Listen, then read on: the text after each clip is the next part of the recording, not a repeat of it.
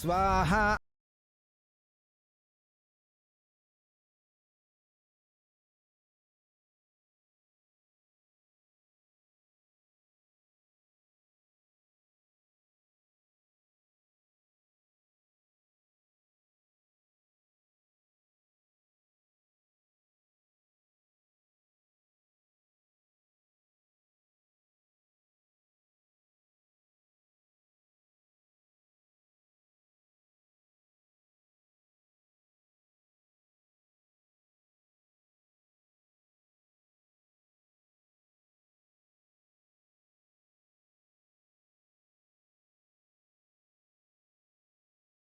పంచలైపోతాయి.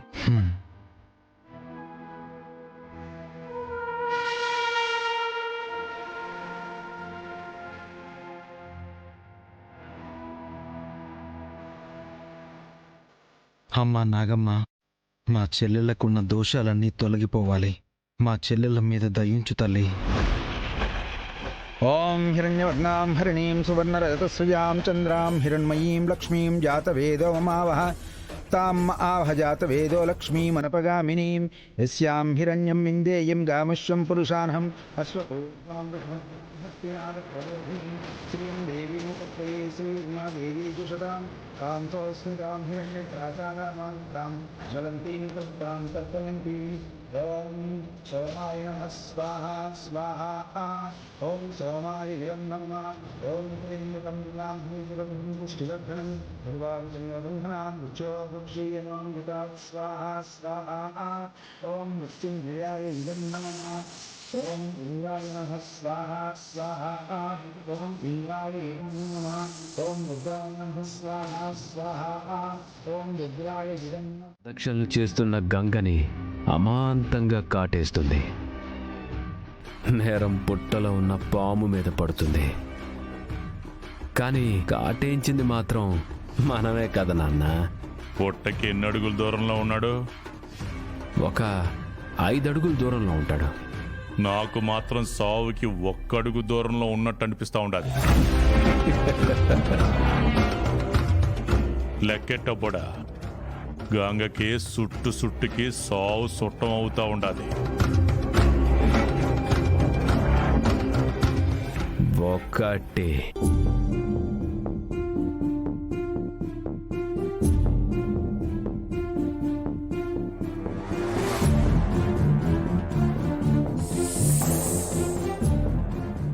రెండు.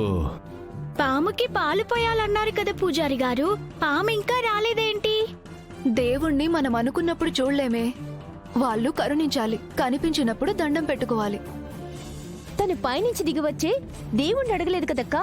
పుట్టులో ఉన్న పాము బయటికి రావాలి అని అంది. వస్తే తట్టుకోలేరు కానీ త్వరగా ప్రదక్షిణలు చేయండి.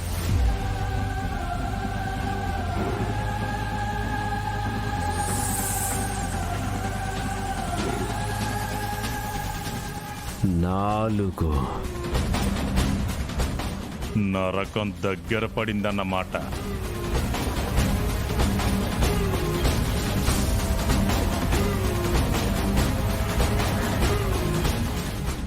ఐదు.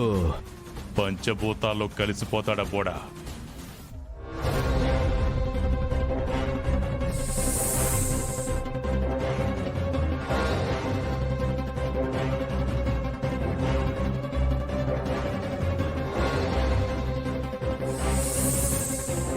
ఆరు. ఎలా చెప్తుంది నాన్న? ప్రాణమే పోతుంది కానీ మాట మాత్రం బయటికి రాదు. అన్నయ్య, బయట పడకూడదని అందరూ జాగ్రత్త పడ్డారేమో. ఇలాంటోళ్ళు బతికిన లాభమేముందిరా?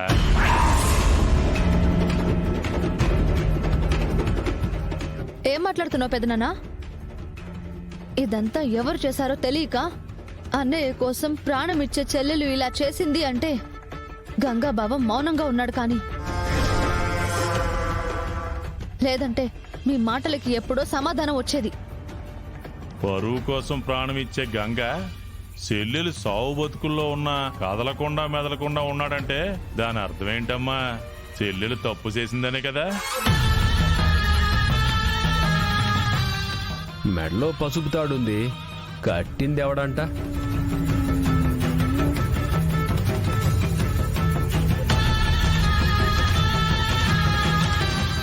నువ్వు కడితే నాగవల్లి నీ పెళ్ళమయ్యింది.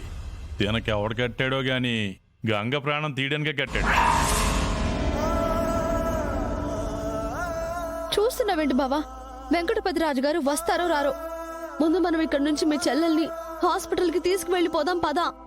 తను బతికిన తర్వాత అన్నింటికి తనే సమాధానం చెప్తుంది. తప్పు జరిగిపోయాక ఇంకేం చెప్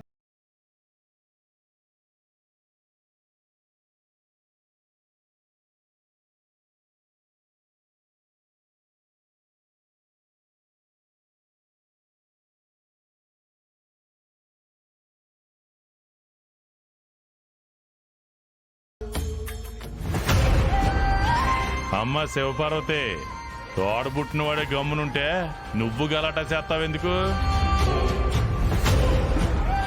పెళ్లిళ్ళు చెయ్యలేక ఇలా సాటుగా తాళి కట్టించే ఆలోచన ఎట్ట వచ్చిందో తెలుసుకోవాలని మేమున్నాం. మాకే తెలీదు ఎవరు కట్టారా అని. అలాగే శ్రీవల్లి మెడలో కూడా ఎవరైనా కట్టకపోయారా? అందరు చెల్లెలు పెళ్లిళ్ళు అయిపోయావు కదా.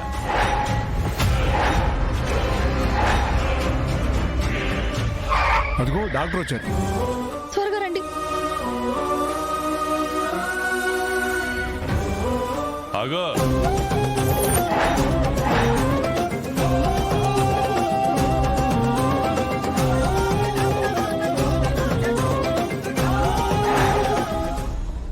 పెదనాన్న హాస్పిటల్కి తీసుకువెళ్ళడానికి ఒప్పుకోవట్లేదు.